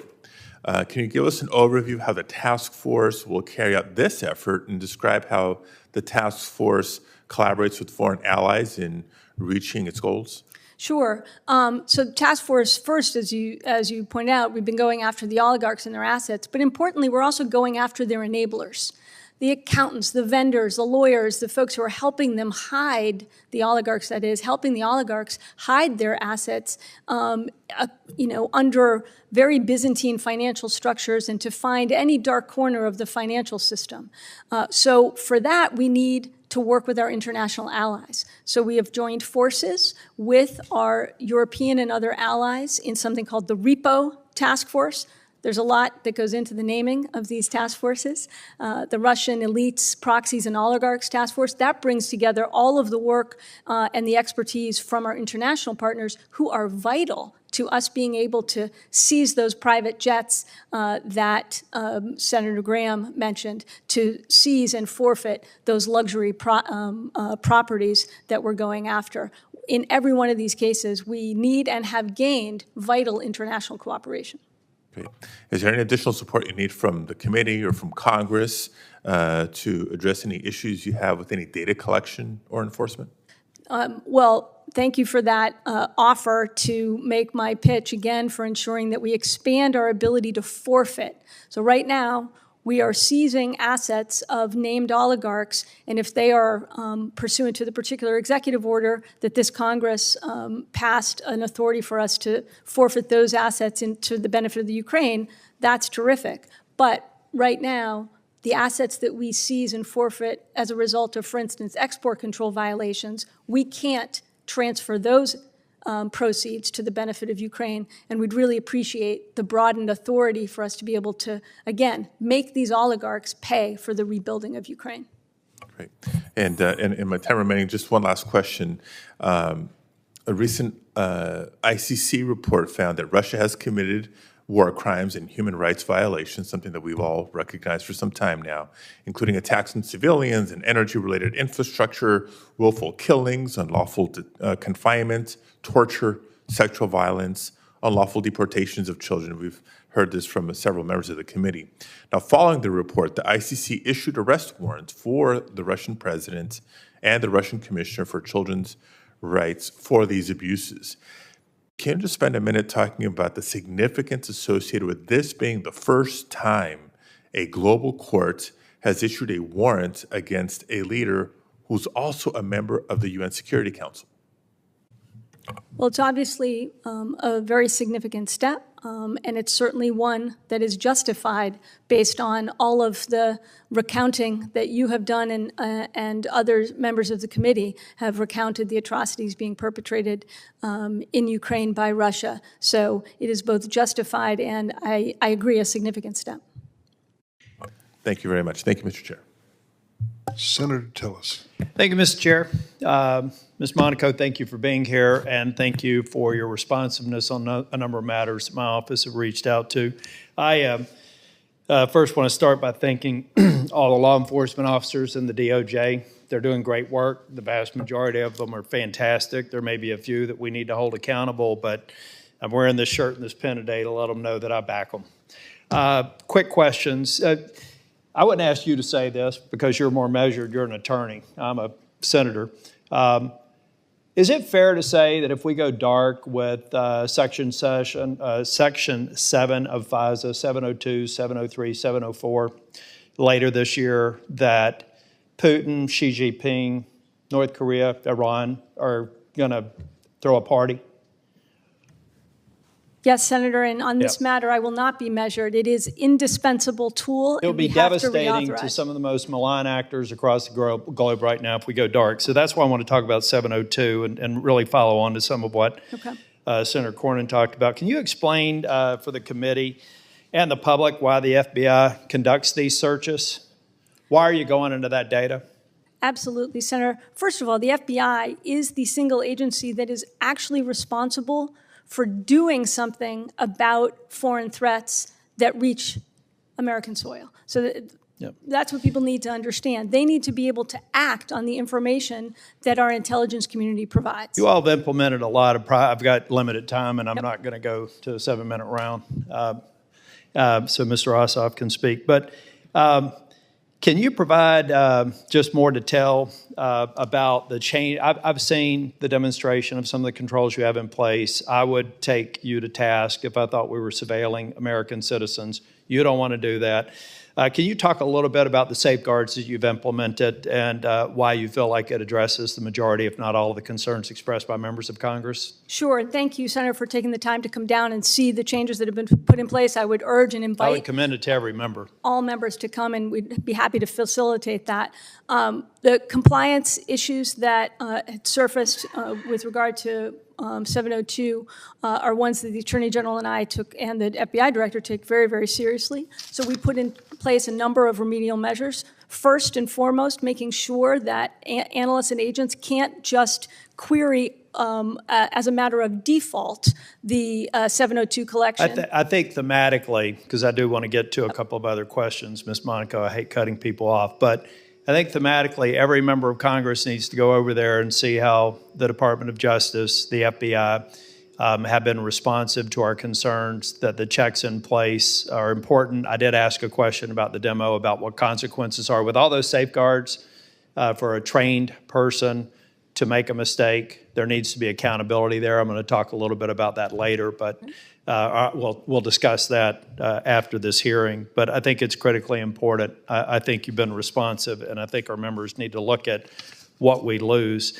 I think in response to one of Senator Welsh's questions, you made reference to some of the authorities under the Justice for Victims of War Crimes Act, basically being able to go after the bad actors, not provide safe haven in the United States. If I had time, I'd talk about if I were one of those people, if I were going to come to the United States, I'd pay $20,000, $30,000 to our cartel, get the camo outfit and the carpet booties that they put on their feet, and cross the Tucson sector, because that's a way to get to this country with very low likelihood that you're going to get caught, which is why border, it came up when Senator Blackburn was asking her question. We got to understand there is a way for them to get here, and we won't know who they are. So there is a nexus with border security. Has the Justice Department used the additional authority under the Victims of War Crimes Act to prosecute Russian criminals yet? Not for war crimes yet, Senator, but we are working day and night to make sure that we hold Russian war criminals accountable, and we're building those cases. I think for the purposes of following the implementation of that act, it would be helpful to inform us to the extent that you can on any prosecutions, particularly for Russian criminals. that were enabled by any provisions that we have in that act. I think that'd be very helpful. Be happy to do that. We have identified, I will say, a number of suspects in the investigations that we are pursuing. And Mr. Chair, I have to ask this question. I'm willing to go back or stick for a second round if I must, just to ask a final question. Okay. There are reports that the Department of Defense is blocking the sharing of information gathered by American intelligence agencies with the International Criminal Court, partly because they believe it could set a precedent that might pave the way to prosecute Americans. In your mind, is there a way to afford or a solution that could minimize the concerns raised by the DOD and the ICC to have this information that could be used to prosecute Russian war criminals?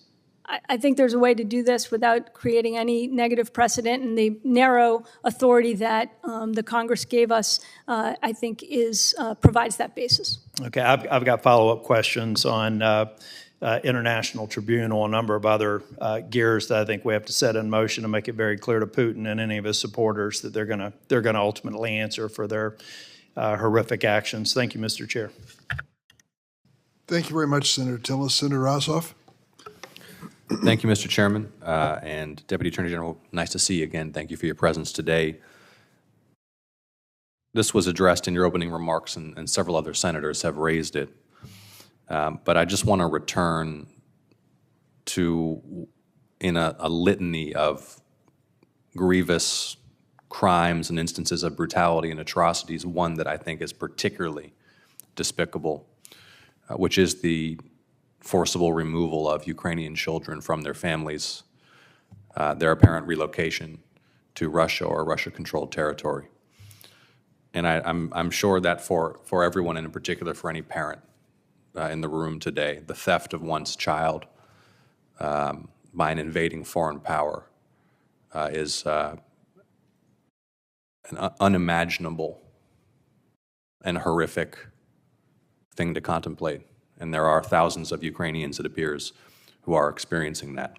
So what more can the department do to maximize the probability that there is personal accountability for anyone involved in the design or execution of that program? So, Senator, it is unthinkable. It's almost unimaginable, but yet we know it's occurring. The forcible removal, the disappearing of children from Ukraine by Russian forces. We are doing everything we can within the tools that we have, the war crimes investigators that I've mentioned previously. But the single thing I think that this Congress could do to help us more would be to pass a Crimes Against Humanity statute. That would allow us to prosecute individual accountability for widespread, systematic acts of the type you're talking about that we currently can't bring prosecutions for. Widespread, systematic attacks that are politically motivated against a population, a civilian population, in this case, children. We need the capability and the authority to bring those crimes against humanity, because that's what it is. It is a crime against humanity, the most atrocious and heinous type of crime that can be committed. Well, I appreciate that response, and I know Chairman Durbin has particular interest in this matter, and Senator Blackburn and I, who jointly lead the Human Rights Subcommittee, have had discussions about how we can support efforts to strengthen relevant U.S. statutes to ensure accountability for those who engage in war crimes. And so we will likely be, as we collaborate with the chairman, seeking technical assistance from the department as well. Be happy to provide that. Thank you. What can you learn from the experience thus far operating in this environment that might assist the department in providing a similar service or embarking upon a similar project elsewhere in the world where on any given day, tragically, there are many places where people are being subjected to horrific crimes? A few things, Senator. One, international unity and galvanized effort is indispensable to our ability to push back on the type of aggression and brutality that we're seeing from Russia. So that's true in our efforts to bring about accountability for war crimes, doing so hand in hand with our Ukrainian partners and our international partners. That's true when it comes to trying to disrupt the whole ecosystem that is fueling the Russian war machine. So going after and isolating them from the global financial system, going after the enablers who are feeding the Russian war machine, closing off access to technology, to financial resources that help them retool and rearm. All of that is what we are doing to push back against Russia, and that takes both an international effort and pooling all the expertise across our own government, and that's what we've been able to do, I think, quite effectively with things like Task Force Kleptocrats and the Repo Task Force. Thank you for your answer. And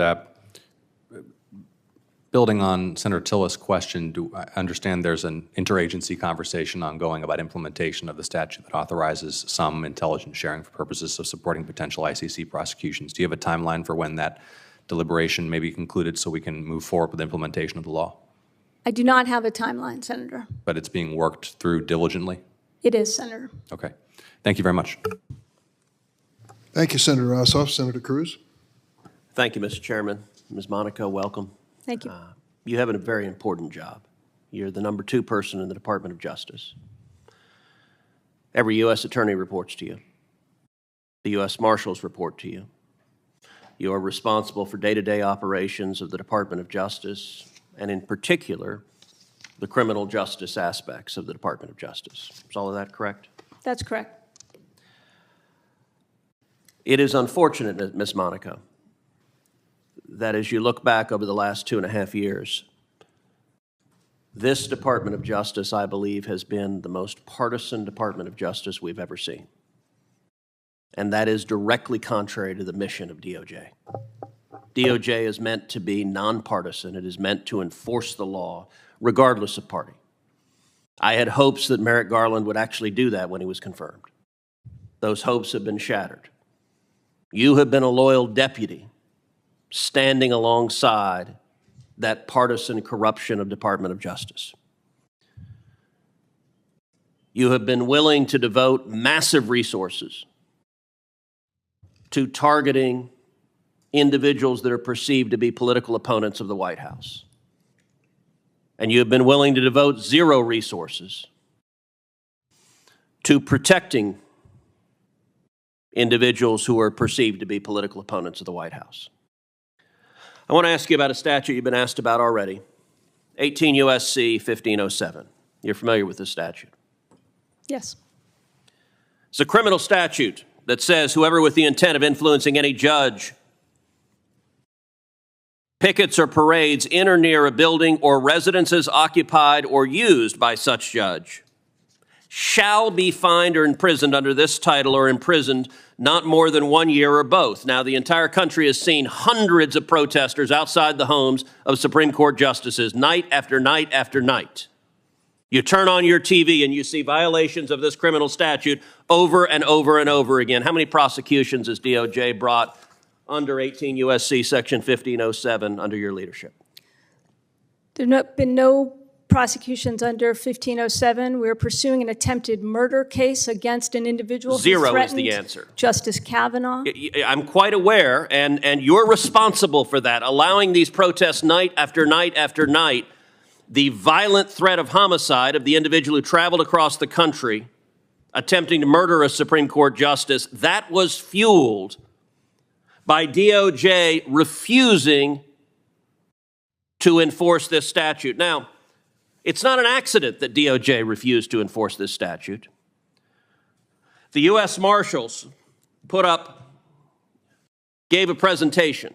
The General Counsel's Office of the U.S. Marshals, if you look at one of the pages from that presentation, the General Counsel's Office stated the goals of the Residential and Personal Protection Mission: keep SCOTUS justices and their family free from physical harm, do not interfere with lawful First Amendment protected activity, avoid, unless absolutely necessary, criminal enforcement actions involving the protesters, particularly on public space, and making arrests and initiating prosecutions is not the goal of the Marshals' presence at SCOTUS residences. Are you familiar with this presentation? I am. I'm familiar with the fact that the U.S. Marshal Service Director has been explicit, has been clear that the Attorney General has repeatedly directed him to enforce all federal laws, including 1507, and that his number one priority, and that of his many deputies assigned to a 24/7 security presence, is to protect the life, the safety, the property of the justices and Did you their or anyone family. from the DAG's office meet with the U.S. Marshal Service and discuss Section 1507? I regularly meet with the Director of the Marshal Service, the Attorney And have you General. discussed 1507? I discussed the Attorney General has been quite clear, and I have been quite clear with the Director of the Marshal Service. The Are Attorney you familiar General's- with this presentation? I've seen those slides, if they're the ones that Senator Britt presented to the Attorney General.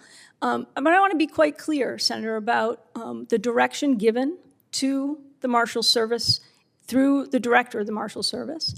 He has been clear that the Attorney General directed him repeatedly to enforce all federal laws, to With make respect, his Ms. number Monaco, one that priority. is demonstrably false, because this is written instruction. Making arrests and initiating prosecution is not the goal. That's not an instruction to enforce the law. That is exactly the opposite. It is 180 degrees. It is instructing them.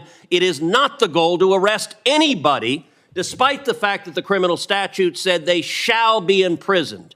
You made a political decision, Merrick Garland made a political decision, that because you agree with the protesters, you don't like the decision the Supreme Court justices made, the marshals were instructed, don't arrest anyone and don't enforce federal law. Isn't that correct? That is not correct, because the Attorney General and I and the Marshal Service Director are so concerned about potential threats to the justices. The Attorney General directed in an unprecedented step, 24/7. Not what this says in writing. 24/7. What does this say in writing?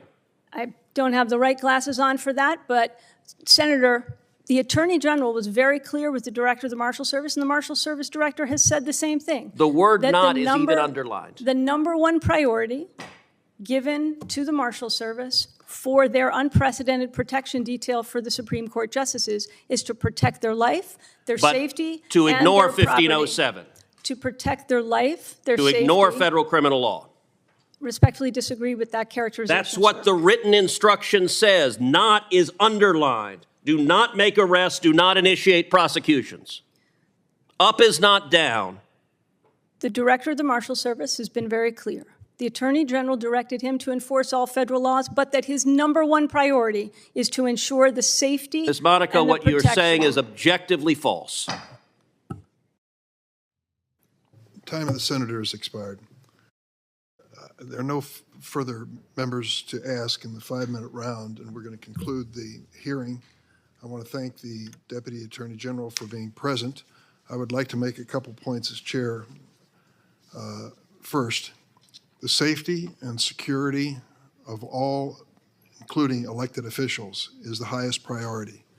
There is never an excuse for violence nor destruction of property in the pursuit of any perceived constitutional right. I think that it should be agreed on by everyone here. We have passed legislation in this committee specifically to protect federal judges and their families. The reason is there have been some horrible tragedies. One occurred in Chicago, another one occurred in New Jersey, and led us to put establish new standards in place for the protection of the men and women who serve in the judiciary. I might say that the one bill that we passed from the committee and sent to the floor, the Andorral Judicial Security and Privacy Act, was held up on the floor for almost a year by the junior senator from Kentucky. 1 year, when protection should have been issued, it was not, because of one senator's decision. But finally, it was allowed to move forward, and it now is the law. And I'm sure, I hope I can say that we're doing everything we can to enforce it. Let me also say that it is interesting to listen to the debate about exercise of First Amendment rights. It appears that when the Department of Justice issued a memorandum relative to school board meetings and safety at those meetings, it became extremely controversial because some said it was in dampening or hindering parents to express themselves at school board meetings if they disagreed with school policy. I read it to protect the members of the school board who in my state and others have been threatened with their lives, intimidated to the point where they resigned from the school boards because of the coercion that was being extended toward them. Also, I can't understand this theory that what happened in the Capitol building on January 6th was so innocent. It was far from innocent. I believe some 800 have been prosecuted. Does the deputy know the number? Over 1,000, Senator. Over 1,000 have been prosecuted. Charges brought, excuse me, Chairman, over 1,000 charges brought. Over 1,000 charges brought. It is hard to imagine that anyone could keep a straight face and say they stepped in through a broken window for a sightseeing tour of the Capitol. That is incredible. What happened that day, 150 members of law enforcement were assaulted, some very seriously, suffering injuries they're still trying to recover from. And there was also the reality that a number of people died as a result of that insurrection. The fact that it happened January 6th was no coincidence. January 6, 2021, if I'm not mistaken, I know I'm not mistaken, was the day chosen when we counted electoral votes to establish who would be the President of the United States. There was an effort by those who denied the results of that election to question its results, and I can tell you that that was even witnessed yesterday by the compromise or settlement that resulted in Fox News paying close to $800 million as a fine to Dominion Corporation that manufactures election machinery on the premise that there were misstatements made on the air about what happened that day. I hope that this has been brought to rest, this whole question of the legitimacy of the election in 2020, but it still is being played out. I'd like to say a word, if I can, about Section 702. Section 702 is a device or procedure used by our government to keep us safe. I believe that is the premise of it, to make sure that if we suspect that someone overseas wishes us ill or is going to do something in a negative way, we learn that ahead of time and stop it from happening. That is a noble and proper goal for it to pursue. The reality is, though, in the process of intercepting messages from foreigners, we often involve Americans in the same conversation, millions of them. And the question is, are those Americans losing their constitutional rights for due process by the 702 procedure? I have voted against 702 consistently in the past, but I've been assured there will be efforts made by this administration to put in safeguards so that innocent civilians will be protected from losing their constitutional rights in this process. I hope we can work together on that goal ultimately to be achieved. So there are many issues before us. I thank you for your patience. Mr. Chairman. Mr. Chairman, you have taken a second round of questioning. No, I it wasn't would a ask second for round one. of question. That was a chairman's statement. Well, you also asked questions, and you offered a moment ago an opportunity for a second round. No, I would certainly appreciate that. I did not offer for a second round. Okay, so your rules are you get a second round of questioning and no one else does? No, the rules are you don't make them up. I'm the chairman. You make them up. I appreciate the Deputy Attorney General appearing before the committee. You're continuing your pattern, Mr. Chairman. Well, you're continuing your deportment. I'd like to conclude today's hearing by sharing the words of a leader I deeply admire. I had a chance to meet with him last year. Sadly, I fear I may not have that privilege again. His name is Vladimir Kara-Murza, a fearless Russian dissident and a champion for democracy. On Monday, Mr. Kara-Murza was sentenced to 25 years in prison by Russia for speaking out against Russia's invasion of Ukraine. Last week, the Washington Post published his final testimony in the sham trial. Mr. Kara-Murza said, and I quote, "I know that the day will come when the darkness over our country will dissipate, when a war will be called a war, and a usurper is a usurper, and when those who kindled and unleashed this war, rather than those who tried to stop it, will be recognized as criminals. This day will come as inevitably as spring follows even the coldest winter." Mr. Kara-Murza may not live to see justice for Russia's crimes against Ukraine, but he is absolutely right. That day will come. It's only a question of when. And we in the Senate have the power to ensure that that day comes sooner rather than later. The people of Ukraine are counting on us. Again, Deputy Attorney General, thank you for being with us today. Thank you, Mr. Chairman.